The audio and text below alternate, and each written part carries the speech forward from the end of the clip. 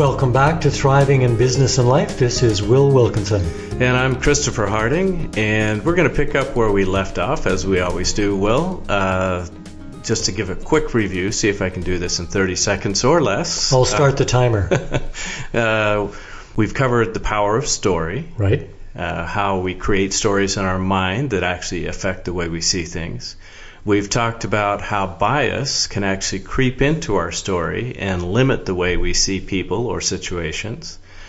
We've talked about identifying our deeper values, the ones that really light us up, and learning how to infuse those not only into our mindset and our story, but in the way we carry out our day-to-day activities, which, right, as we talked about, is a really big challenge. And these three are the three practices in level 1 of our program, which is all about having a thriving mindset. Yeah, so now what we're going to do is move into an area that is really kind of one of your core specialties, and that is the whole idea of vision first and results now, and how does this idea of story and values and bias help shape our vision and really create some momentum for us?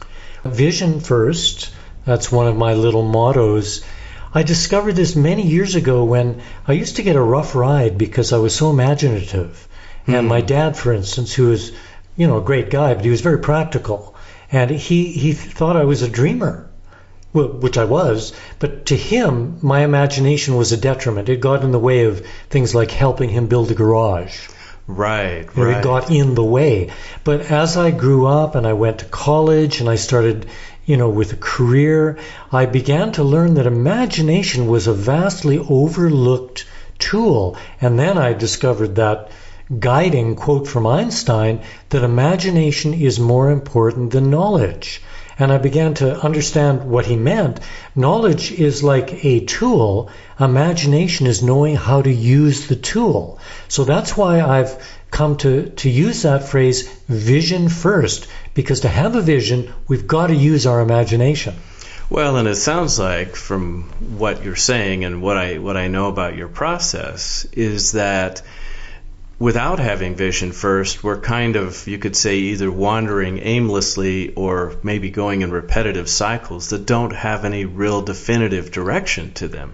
We can do this for years and years. In fact, most of us do, kind of wandering in the wilderness of our lives, not feeling in control, behind the 8 ball, putting out fires, blaming other people, external circumstances for what's not happening in our lives in the way we sense could be possible. So what I've learned in my own life and working with clients is that there is a way to begin to use the imagination to put vision first and be proactive instead of reactive in the way we live. Well, let's talk about that for a minute. So when you say vision first, I mean the idea that is that I would have to know how to come up with a vision. I'd have to know how to create a vision. So there's a lot of different ways people do that. Anybody who's been in business much knows that sometimes you create vision statements and we maybe set goals and so forth. So how is the process that you advocate different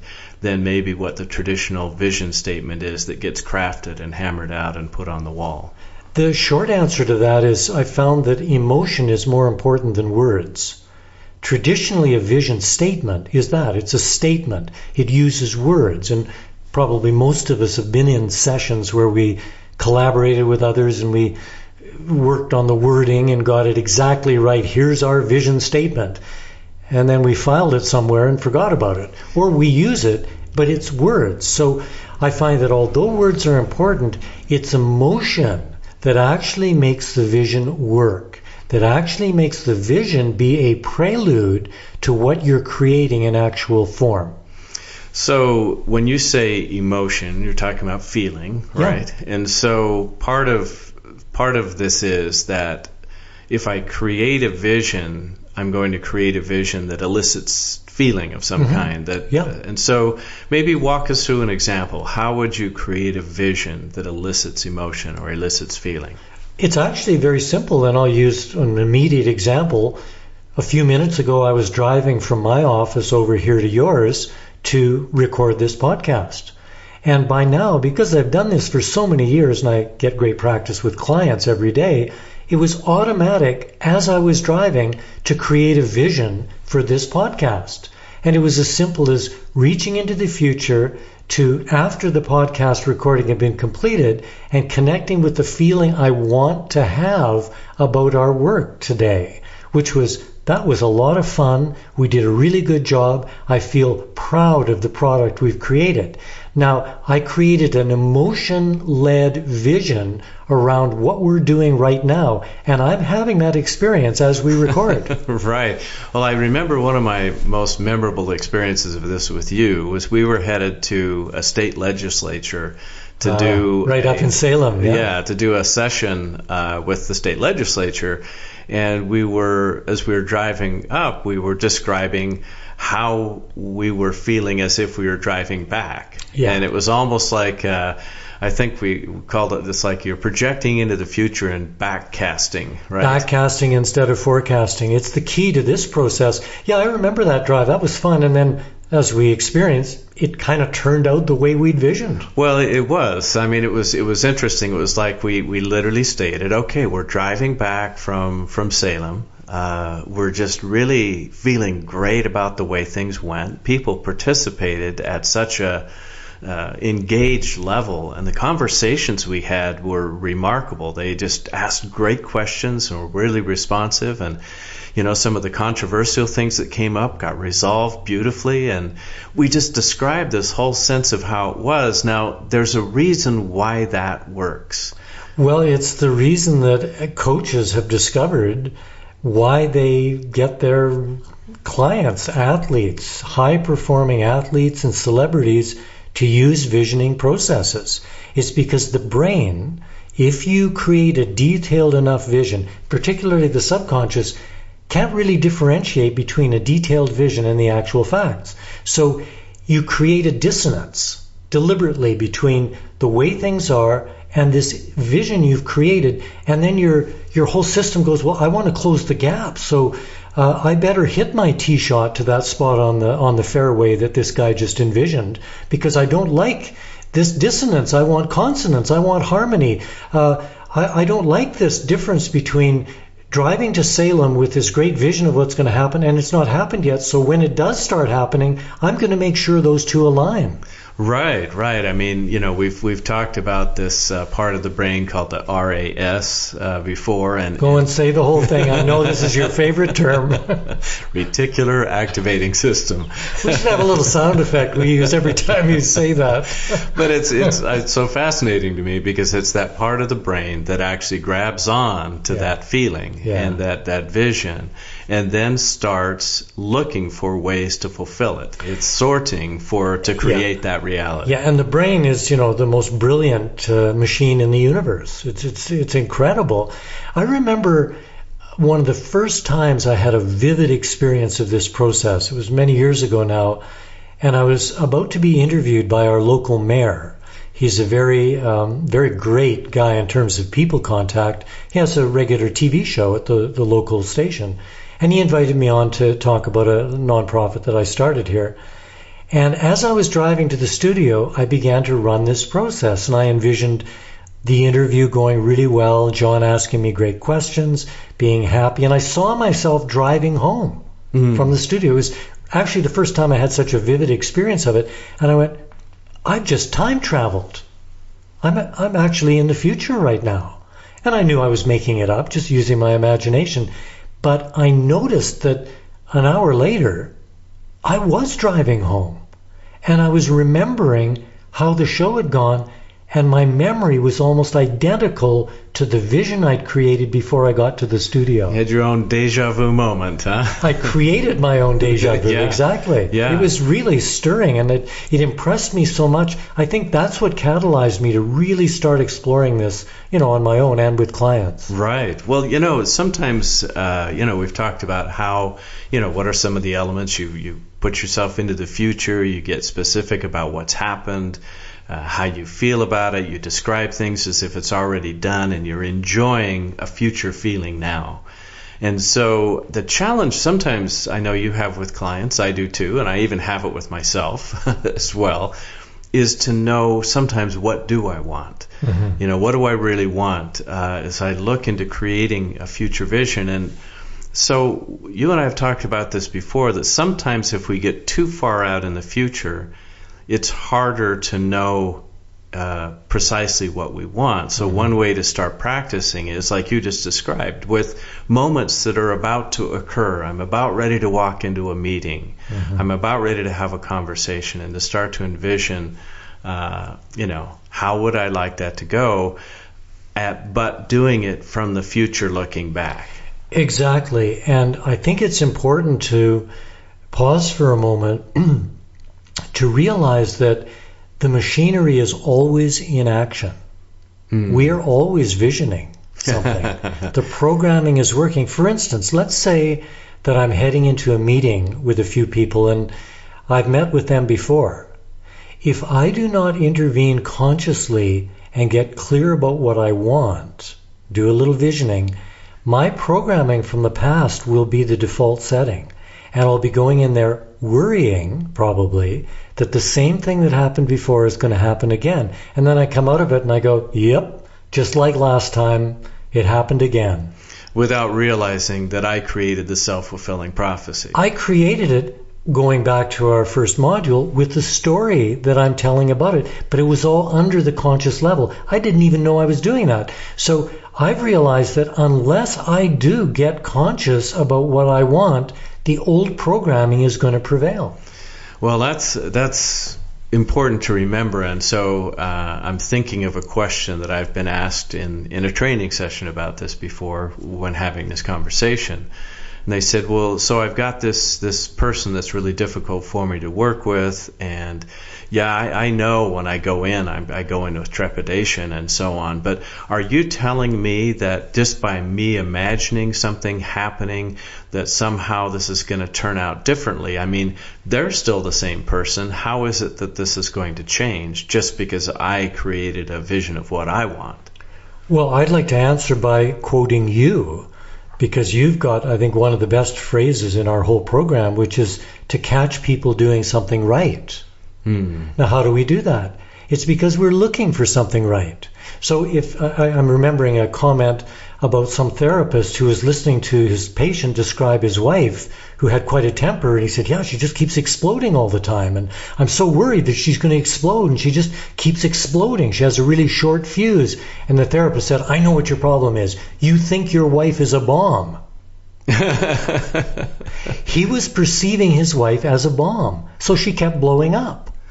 Now, the point is, you tend to see what you're looking for. So if I'm looking for something in another person that's admirable and noble and kind and loving, it may be like digging for gold. I got to go through a lot of gravel to find it. But because that's what I'm looking for, I'm going to sift out all the gravel. I'm going to find that nugget of gold. So it's not as if, magically we can change other people. We change what we're looking for, and seek and ye shall find. Right. Well, that makes sense. And so I start sorting through reality to find the thing that I'm looking for, and then I catch that. I pay attention to that. I reinforce that. Catch them doing it right. So exactly. And I think we can make a real game out of this. I was working on a pretty hard project the other day, physical, and I had somebody helping me, and this person was actually doing a really terrible job. And I was getting very frustrated, and I didn't know quite how to deal with it, but I used our processes and what story am I telling, what result do I want, what's my vision, and I ended up, when we took a little break, saying, I really appreciate your help. This is making such a big difference for me. And this person just melted and said, I thought I was doing a terrible job, and thank you, and how can I improve? That was the open door for me then to say, if you did this before you did that, and then this other thing, that would be even better than what you're doing right now. And it was just a psychological strategy that worked. We then got back to work, and it was much better than before. Well, as you're saying that, a couple of things come to mind. One, when I think about going into a meeting, and if I've had a history, part of what I can do to help create that new vision is say, what value do I want to infuse into this interaction? Yeah, exactly. Maybe it's a value of listening compassionately. Maybe it's a value of catching them doing it right, whatever that might be. Yeah. But as you're also describing your interaction in that situation, it reminds me that a lot of times we get fixated, especially if we have a left brain tendency, on the quantitative results. Yes. What got done, by when, how much. And that's great. We know that's an important part of business and life in many cases. But what you were also focusing on, so it wasn't an either or false dichotomy, it was a both and, the result and the quality of the relationship and the experience. And you infused both of those into, if you will, your vision of how you wanted it to turn out. Well, you're making a really great point, Chris, and I think we should spend a moment on this, because I don't want us to be conveying the inaccurate idea that when you do this visioning process, you're going to get everything you want in terms of a physical result. We don't control the universe. There's a few other people involved. There's also surprises. The unexpected shows up. We do our best to create a vision of what we want. In my case with this job, I wanted a certain quantity of work done. Right. Now, as it turned out, we did not complete the task.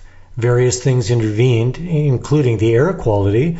We've got wildfires in our area, the air turned bad, and it just wasn't safe to continue working outside. So we had to stop short of completion physically. Well, I couldn't control that. Right. But what I could control is the values I brought into the interchange with this other person, and I chose kindness and kind of a contented feeling rather than irritation wanting to get more done. So as it turned out, we had a wonderful time.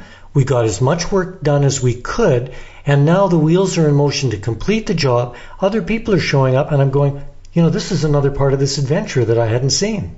That's interesting, yeah. Well, and that's part of it too, and we'll get into this more in a later program, but just the whole notion that we have to constantly be assessing reality and then focusing on what is the ultimate outcome we're aiming for. So yes, we want to get the work done. We want to get a certain quantity done. And we want to build and preserve the relationship so that it continues to enable us to have those type of wonderful resources going forward. Well, you're speaking real wisdom here, because we're dealing with some conventions in the West in terms of patriarchy and masculine-led leadership, where it's kind of damn the torpedoes, we're going to get this done. And come hell or high water, we will accomplish our goal. What's the phrase? It's not when it doesn't matter how you play the game. It's whether you win or lose, basically. Yeah, it's not whether you win or lose, it's how you play the game. But, and there's coaches who just flatly say, no, I don't believe that. What counts is winning. Right. At all costs. But what are the costs, for instance, to our relationships with those who will be working with again, to our health? If we drive ourselves like crazy and we get the job done, but we exhaust ourselves, is it really worth it long term? Well, and I think that's the challenge for us a lot of times too, is that we are very short-term focused in this part of the world. We don't tend to look downstream and really say, is this a future consequence that I'm consciously creating, and am I willing to own it? I know that in my own life, there's a lot of short-term focus that I've done that have had long-term consequences that I just didn't either think about or pay attention to. And a lot of times those costs, long-term costs, are dire. Yes. And so, I think, as we go through this whole conversation about thriving that we often do, you and I talk about this with our clients and when we're doing training and so on, but the acknowledgement that this is a practice. It's not something certainly that I have perfected. I'm constantly trying to figure out how to do it better. I am always discovering little tweaks that I make in my process, and I know that I'll always be doing that. Yeah, and I think sometimes the hardest lessons learned are ones that are far enough downstream that have already happened to where we're going, oh crap, if I could do that over again, what would I do different? So, well, that's the topic of another show because Yes. we actually can. yeah. And that's fascinating. We'll talk about that later, about how our memories reside in our data bank and how we can actually change them. We already do with fish. The fish gets bigger, right? Well, as we're looking at this, I think one of the things that this was something you showed me when you were first describing the vision process that you use. You call it creating proof of vision. Mm-hmm. So talk a little bit about that. So I've kind of gone into the future. I've created this sense of what I want. I'm feeling the future result now, and it's residing with me. And so I walk into a situation, or maybe I'm just sitting in my chair contemplating it. What does it mean to create proof of vision? It's a term I came up with coming out of proof of concept, which is well known in the business world. Proof of vision for me is when whatever feeling I've imagined I would have in the future when whatever I'm working on is complete meets the feeling that I have when it's complete. So for instance, going back to my example of the TV interview with the mayor here, when I was driving home, that was the moment of proof of vision. If as I was driving home, I was feeling depressed and upset and disappointed, that wouldn't match the feeling of the vision that I created. So I would not have achieved proof of vision. So proof of vision in a way is, I guess, a confirmation that you felt into that vision strongly enough to actually have reality match with what you'd imagined. Well, yes, and I don't want to go too far into the quantum world here. I'm studying it right now, so that's my tendency.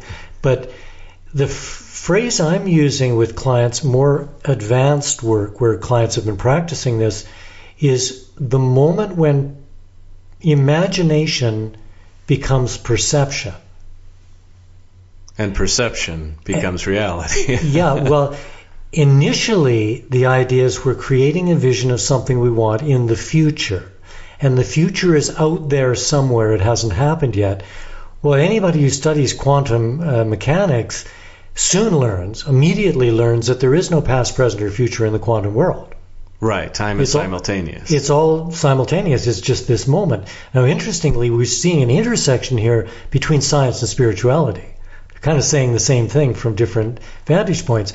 Anyway, what we're learning doing these visioning practices is that what we initially think is imagination, I'm imagining how I'll feel when the interview is over and I'm driving home, is actually learning how to perceive what I did feel driving home.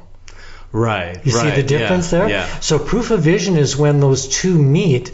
And I've had clients report remarkable experiences. One woman described it almost like a tsunami of emotion.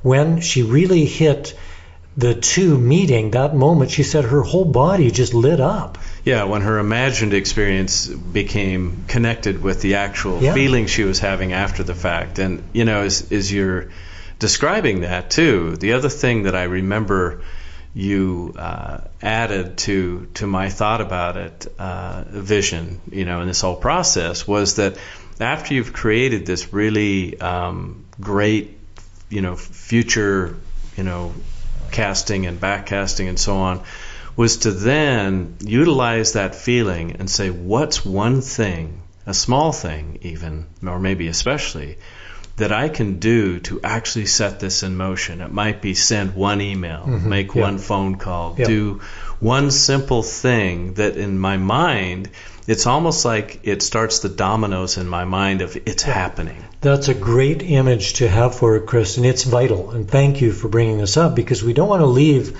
our listeners with the impression that you're just waving a magic wand in your mind somewhere. The point of all this is to lead to some kind of action. And when you take that action, and I find that small actions work better, as you illustrated, a phone call, an email, whatever, it translates all this thinking and imagining into the 3D world. Now, we can apply this back to my comments about the traditional vision statement. Instead of saying, good, we got that done, now let's have lunch, if they were just to say, okay, we have our vision statement, now what is one action each of us could take to begin to bring this vision into our working day reality here? That would make a huge difference. Well, and the organizations that I've seen that do that well, people carry a wallet card, but it doesn't just stay in their wallet. The practice in the organization is that they will pull it out in a meeting and they'll choose one of the values, for example, and say, they'll talk about that. How do we want to infuse that into this meeting? Or they'll read the vision statement and say, we want to make sure that what we're doing here connects with this vision. So let's keep that in mind. So in other words, the vision becomes a living thing. It's alive. Yeah. It's alive. Well, and let's backtrack just a little bit, because I don't want to leave the impression that vision is just imagination. The feeling is vital, as we've said. Taking an action is vital. There's two other things. One we've already mentioned, which is the words. It's a vision statement. It's a declaration on a number of levels, but words are one very important part of it. So back to my example of this podcast, as I was driving over here, I had some words that I used. That was a great podcast that we just did. Right. Okay, so I'm in the future looking backcasting, and I said the words to myself, that was a great podcast that we just recorded. Those were my words. So that's step one, to say it. Right. Step two of this process is to see it. I imagined myself driving back to my office. I saw myself in the car. My right hand was on the stick shift.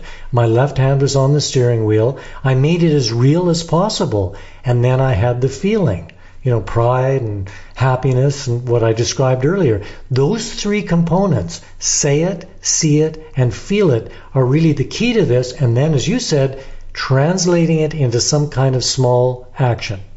Yeah, that's I think those three things: say it, see it, feel it, and sometimes you've said say it, sense it, because it's all the senses. You might imagine what you're hearing. You might imagine the smell that's in the air, whatever it would be. But say it, see it, feel it, and then, as you said, follow that with one simple action that starts the dominoes in motion. And it is, what we're really talking about is taking charge of our own state change. Exactly. And I hope listeners are getting the feeling of this, that for both of us, this is a lot of fun.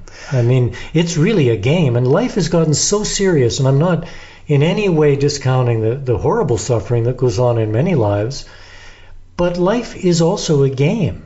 And if we realize that and start playing instead of just working, it changes everything.